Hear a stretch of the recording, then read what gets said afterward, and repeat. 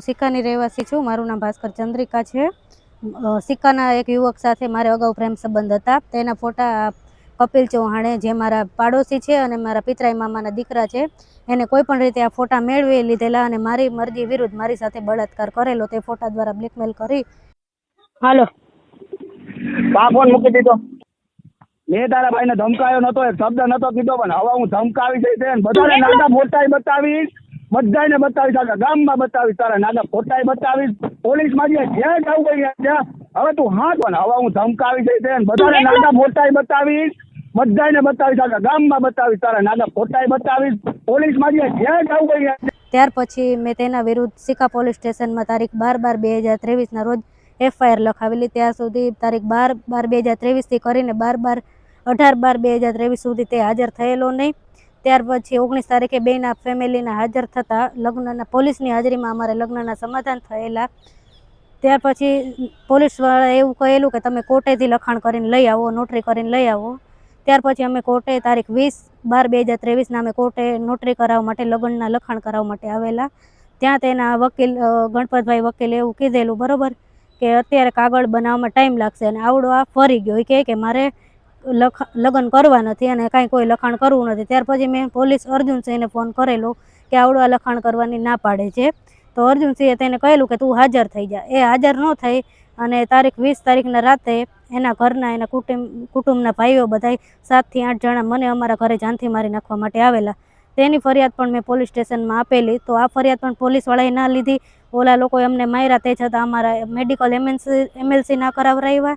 એ ફરિયાદ મારા નામે, મને મારી નાખવા માટે આવેલા, તે છતાં એ ફરિયાદ મારા મમ્મીના નામે કરેલી અને અમારા ઘરે આવી અમને કીધું કે મહિલા પોલીસ અમે લઈને આવશું, તે છતાં એ લોકો મહિલા પોલીસને લઈને આવ્યા નહીં અને અમને જ પોલીસ વાહનમાં બેસાડી, અમે જ જાણે આરોપી હોય એ રીતના અમને લઈ ગયેલા અને અમારું કાંઈ સાંભળેલું નહીં, અમારા કયા મુજબ કે કાંઈ FIR અમને નોંધી દીધી। પોલીસવાળાએ અમારી કયા પ્રમાણે FIR લીધેલી નહીં અને અમે અમારી ફરિયાદને અરજી કરી અને રફે દફે કરી નાખી।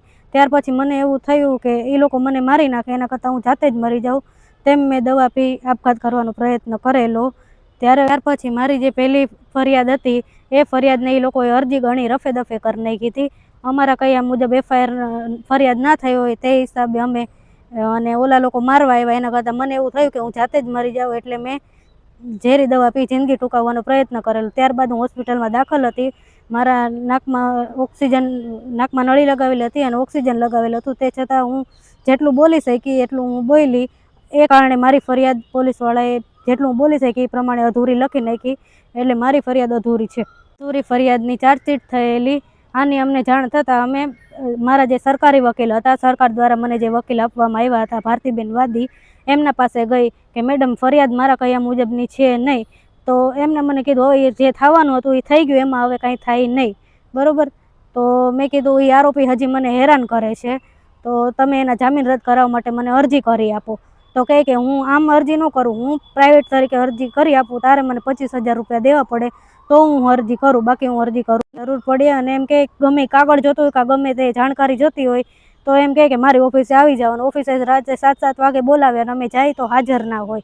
આ રીતે મારી ઉપર જ આક્ષેપો કરે કે તું ખોટી છો, આરોપી સાચો છે, એવી રીતના કરી અને મારા આટલા વર્ષનો ટાઈમ બગાડ્યો। હું 1 વર્ષ સુધી કોર્ટમાં રેગ્યુલર હાજર હતી, તે છતાં મને વર્ષ દિવસ સુધી કોર્ટમાં ગેરહાજર બતાવી। મારી હાજરી પુરાવી કરતાં જ હું સીધી પોલીસ સ્ટેશન ગયેલી કે મારી ફરિયાદ મારા કયા મુજબની છે ને અધૂરી છે। તો મેં પોલીસ ઇન્સ્પેક્ટર સુધીરસિંહ અને અર્જુનસિંહને કીધેલું કે, તો એ લોકોએ મને કીધેલું કે વિશેષ નિવેદન તમારું કરાવી દેશું। ત્યાર પછી થોડાક દિવસ, ત્યારે PSI કોઈ હાજર નહોતા, ત્યાર પછી થોડાક દિવસ પછી PSI HR બાર સાહેબ આવેલા।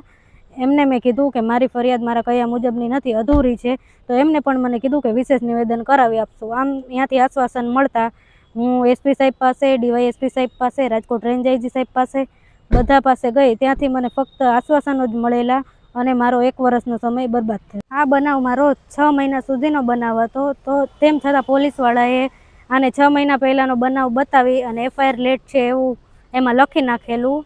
અને ત્યાર પછી આ આરોપી હજી સુધી મને હેરાન કરે છે અને આખા ગામમાં મારા ખરાબ ફોટો બતાવી, હજી હાલમાં પણ બતાવે છે અને મને કેસ પાછો ખેંચવા હેરાન પરેશાન કરે છે। મને નોકરીમાંથી કઢાવી નાખી।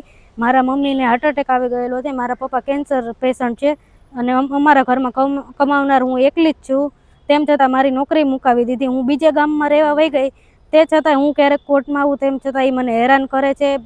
ફોટા એના ફ્રેન્ડોમાં મોકલીને એમ કહે છે આ તો આવી છે, આનો કોન્ટેક કરો, આમ કરો, તેમ કરો. આ રીતના એને કાયદાનો કોઈ એને નથી ડર, કોર્ટનો કોઈ ડર નથી.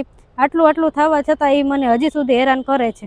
આ આરોપી અગાઉ પણ ગુનાહિત ઇતિહાસો ધરાવે છે. એના ઉપર 307નો ગુનો છે. એમાં પણ એ જામીન પર હોવા છતાં મારા કેસમાં એને ફક્ત 5 દિવસની અંદર જામીન મળી ગયેલા. જો પ્રધાનમંત્રી સાહેબ એમ કહેતા હોય કે બેટી બચાવો બેટી પઢાવો, તો આવી રીતના બેટી બચાવશો બેટી પઢાવશો? છેલ્લા 1.5-2 વર્ષથી મારી ઉપર મારો આવો કેસ ચાલે છે, તે છતાં મને ક્યાંયથી ન્યાય મળતો નથી. જો હવે મને ન્યાય નહીં મળ્યો તો હું ઈચ્છા મૃત્યુની અરજી કરીશ. હાલના સિક્કામાં થયેલ બલાત્કારના કેસમાં તમારું શું કહેવાનું છે? આ કેસ 2023ના એન્ડમાં થયેલો છે, જેમાં ભોગ બનનાર સાથે એના જ પિતરાઈ ભાઈઓએ બળાત્કાર કરેલ છે. જેમાં એ ભોગ બનનાર છે એનો અન્ય કોઈ વ્યક્તિ સાથે સંબંધ હતો અને એના ફોટા મેળવીને એના પિતરાઈ ભાઈએ બળાત્કાર કરેલો છે. આ કેસની એફઆરઆઈમાં શું ભૂલો છે? આ કેસની એફઆઈઆર જ્યારે થઈ ત્યારે વિક્ટીમે દવા પી લીધેલ હતી, તેના કારણે જેટલું તે લખાવી શકેલી એટલી જ એફઆઈઆર લખવામાં આવેલી હતી અને એફઆઈઆર અધૂરી છે તેવું ભોગ બનનારે ખુદ એક્સેપ્ટ કરેલું છે. આ એફઆઈઆરમાં જેની એ બળાત્કાર ગુજારેલ છે, મતલબ પિતરાઈ ભાઈએ જેણે બળાત્કાર કરેલું છે એની સાથે એનો પ્રેમ પ્રસંગ લખવામાં આવેલો છે કે એ છોકરીનો મતલબ એ ભોગ બનનારનો એના જ પિતરાઈ ભાઈ સાથે પ્રેમ પ્રસંગમાં હતા, એટલા માટે આ બળાત્કારની ઘટના થયેલી છે. પણ ખરી હકીકતે એની એ બ્લેકમેલ કરેલું હતું અને પછી બળાત્કાર ગુજારેલા હતા. અને એ એફઆઈઆરમાં એવું લખેલું છે કે આ એફઆઈઆર 6 મહિના મોડી, મતલબ કે આ સંબંધ છે એ બ્લેકમેલિંગનો 6 મહિના સુધી ચાલેલો છે. પણ ખરી હકીકતે ભોગ બનનાર એવું કહેવા માંગે છે કે આ 6 મહિના સુધી એની બળાત્કાર ગુજારેલો હોવા છતાં અને પોલીસને જાણ કરવા છતાં એફઆઈઆર લેટ કરેલી છે. આ ભૂલ બાબતે તમે કઈ જગ્યાએ રજૂઆત કરેલ છે? આ એફઆઈઆરમાં ભૂલ છે એના માટે ભોગ બનનારે 1 વર્ષ સુધી પોલીસ સ્ટેશનેથી લઈ રેન્જ આઈજી સુધી, એસપી ઓફિસ, ડીએસપી, કમિશનર બધા પાસે ગયેલ છે. મતલબ નીચેથી લઈને ઉપરી અધિકારી સુધી તેઓ ગયેલા છે, તેમ છતાં એને કોઈ સાંભળેલા નથી. જેમાં એની લેખિતમાં બધી જગ્યાએ અરજીઓ કરેલી છે અને ઇન્વર્ટ કોપીઓ એની પોતાની પાસે મૂકેલી છે, જે મેં માત્ર જોયેલી છે. અને આ તમામ થઈ ગયા બાદ આ કેસ મારી પાસે આવેલો છે. હાલના કેસમાં ફરિયાદીએ પીપી વિરુદ્ધ લેખિત ફરિયાદ કરેલ છે, તેની જાણ તમને છે? હા, એવું મને મારી જાણમાં આવેલ છે કે ભોગ બનનારે ખુદ પીપી વિરુદ્ધ કાયદા સચિવાલય ગાંધીનગરમાં ફરિયાદ કરેલ છે. એનું કારણ હતું કે ભોગ બનનારનું એવું કહેવાનું છે કે પીપી એને ક્યારેય સાંભળેલ જ નથી.